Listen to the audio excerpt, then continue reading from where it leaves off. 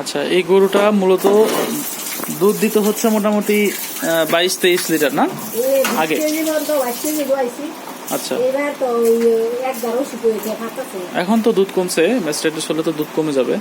এখন মনে করেন এত আগে দুধ যে দিত 20-22 লিটার, ওই টাইমটাতে আপনারা সবসময় দুধ দহন করতেন সকাল 8টায় এবং বিকাল 4টায়।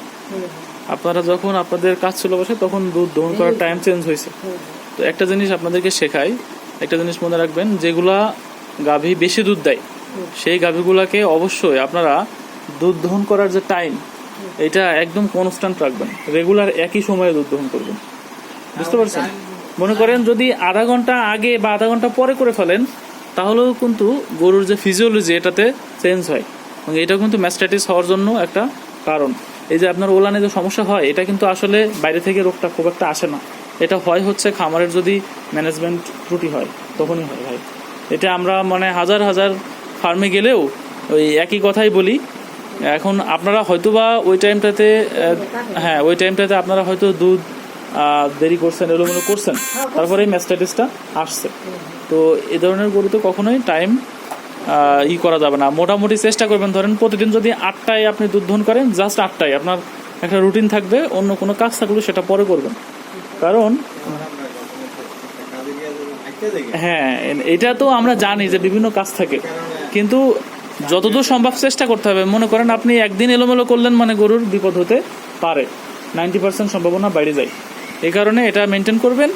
আর হচ্ছে মনে করেন এটা কেন হয় আমি বলি, যখন গরু আপনি দুধ দহন করবেন না, তখন কিন্তু ওর শরীরে একটা স্টিমুলেশন তৈরি হয়। ও শরীরে একটা দেখবেন ওলানে হাত দিলে কিন্তু একটু নাড়াচাড়া, মানে ওর শরীরে একটা আলাদা স্টিমুলেশন তৈরি হয়। ওর একটা ফিজিওলজি, একটা অভ্যাস হয়ে যায় যে এই টাইমটাতে ও দুধ দিবে। যদি আপনি একটু চেঞ্জ করে ফেলেন টাইম, তখন কিন্তু ওর শরীরে ওই ইয়াটা থাকে না, তখন ঠিকমতো দুধ আসে না, কিছুটা কমে যায়, ভিতরে থেকে যায়, অনেক সময় ইনফেকশন তৈরি হয়ে যায়, ম্যাস্টাইটিস হয়। এই কারণে টাইমটা ঠিক রাখবেন। আর দ্বিতীয় কথা, যদি কোনো গরুর লং টাইম ম্যাস্টাইটিস থাকে, তখন ধরে নিতে হবে তার আরও অনেক সমস্যা আস্তে আস্তে তৈরি হয়ে যেতে পারে। প্লাস মনে করেন, হ্যাঁ এখন ওই পাটা কি চিকুন? এটা থেকে চিকুন দেখা যায়?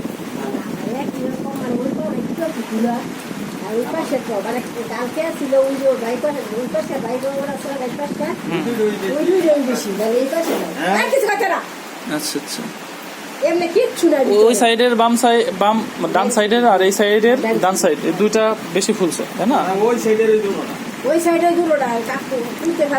এটা তো কখনো ছাড়েন নাই আপনারা, হাঁটাইতে তো সম্ভব না, হাঁটানো তো সম্ভব না, তাই না?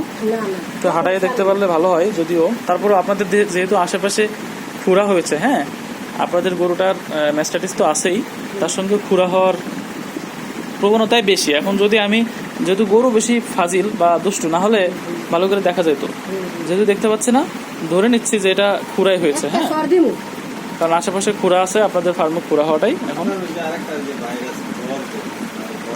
ওইটা হলে আপনার ওইটা হচ্ছে এপিমেরাল ফিভার। ওইটা যদি হয় তাহলে মনে করেন হঠাৎ করে গরু প্রচুর পরিমাণে জ্বর হবে, শ্বাসকষ্ট হবে, খাওয়া দাওয়া একেবারেই বন্ধ করে দিবে, এরপরে আপনার পায়খানাটা অনেক সময় বন্ধ করে দেয়, এবং হচ্ছে মুখ দিয়ে আপনার সাদা পানির মতো পড়ে।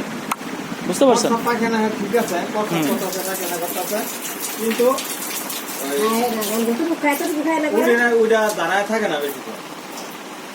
এটা হচ্ছে দুর্বল, মানে মনে করেন যেসব গরু অনেক বেশি দুধ দেয় না, এসব গরু বাচ্চা দেওয়ার পরে এদের শরীরে ক্যালসিয়াম শর্টেজ হয়, বিভিন্ন আপনার দেখা গেছে মিনারেলসের শর্টেজ হয়, তখন দুর্বল হয়ে যায়।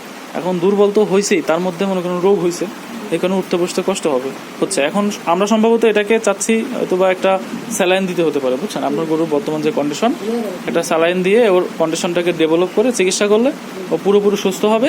পরবর্তীতে আপনাকে মেনটেন করতে হবে, দুধ দহন অবশ্যই টাইম মতো করতে হবে, ঠিক আছে? হ্যাঁ, এখন এই হচ্ছে অবস্থা, ঠিক আছে।